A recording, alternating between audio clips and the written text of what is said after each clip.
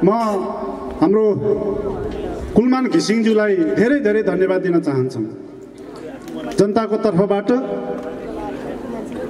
र मैले हेरेको छु हामीले यो कार्यक्रमबाट दुई तीनवटा कुराहरू धेरै गहिरेर हेर्यो भने एउटा प्रेरणाको, आज यो प्रेरणाको स्रोतको कार्यक्रमको रूपमा मैले लिएको छु यो कि एउटा उज्यालो नेपाल अभियान हामीले यो भेगमा जोड्नको लागि हामीले जे कोसिस गर्यौं त्यसमा पुरै ध्यान लगाएर यहाँका कर्मचारी साथीहरू पनि हुनुहुन्छ, त्यति बेलाका तत्कालीन कर्मचारी साथीहरू फिल्डमा खट्नु भएको, अहिले जो सम्मानित पनि हुनुभएको छ, सबैलाई म धन्यवाद दिन चाहन्छु यो क्रममा यो मञ्चबाट। र हामीले यो सुरुवात गरेका छौँ र अरू गाउँपालिकाहरूले यहाँबाट पनि त्यो सिकोस्, म यो शुभेच्छा राख्छु। र यो अभियान देशभरि खास गरी विद्युत विस्तारको अभियान चलिरहँदाखेरि आज देशले जुन एउटा मानिस पाएको छ, इमान्दार एउटा कर्मचारी पाएको छ, यो कर्तव्यनिष्ठ एउटा कर्मचारी प्रति हामीले कर्मचारी भनेर मात्र सम्मान गर्ने ठाउँ छैन, पुग्दैन।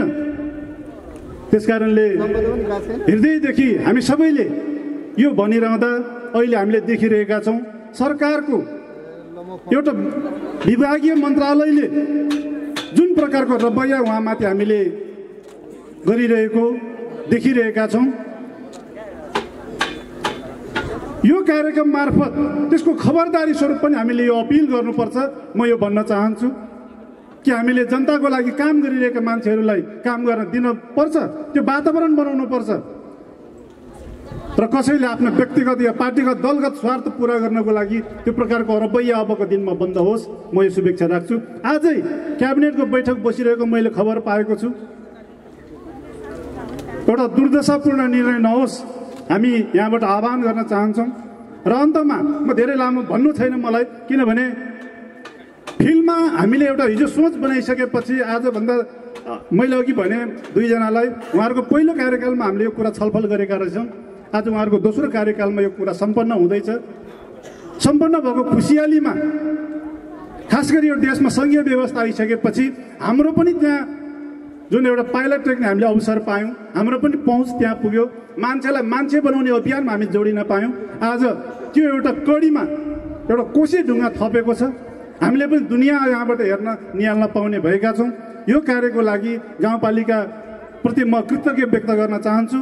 र हामीले यो एउटा सिक्नुपर्ने कुरा के हो भने कुलमान घिसिङको एउटा तपाईँले पृष्ठभाग हेर्नुभयो भने उहाँ पनि एउटा रामेछाप जिल्लाको दूरदराज बस्तीमा जन्मनु भएको एउटा मान्छे हो। तपाईँले हिम्मत गर्नुपर्छ, तपाईँले पनि आँट गर्नुपर्छ। गणतन्त्रले त्यो वातावरण बनाइदिएको छ, तपाईँ पनि जागृत हुनुहोस्। तपाईँको लागि सयौँ अवसरहरू छ, तर त्यो अवसर चुन्ने भनेको तपाईँको लगनशीलताले हो, तपाईँको कर्मले हो। त्यो कार्यको लागि हामी पनि उत्प्रेरित हुनुपर्छ, उहाँलाई पढ्नुपर्छ, उहाँको जीवनबाट हामीले पनि पढ्नुपर्छ, सिक्नुपर्छ। र हामी पनि एउटा कार्य भूमिका सम्पादन गर्दै आउने क्रममा एउटा जिम्मेवारीहरू कार्यान्वयन गर्दै आउने क्रममा हामीले पनि एउटा जिम्मेवारी लियौँ र तपाईँहरूको बिचमा विभिन्न माध्यमबाट काम गर्ने, समाजसेवाको कामहरू गर्ने हामीले कोसिस गऱ्यौँ। भले त्यो पूर्णतामा पुगेको छैन, अझै धेरै गर्नु छ। त्यो अभियानको लागि सदैव तपाईँहरूको यो जागरुकता रहिरहोस्, यो शुभेच्छा राख्छु। र अन्तमा व्यस्तताको बिच आउनुभयो कुलमानज्यूलाई म धेरै धेरै धन्यवाद दिन चाहन्छु, आभार प्रकट गर्न चाहन्छु। आउँदा दिनमा धेरै काम गर्नु छ, आउँदा दिनहरूमा यसरी नै सहकारी गरेर हामी जानेछौँ।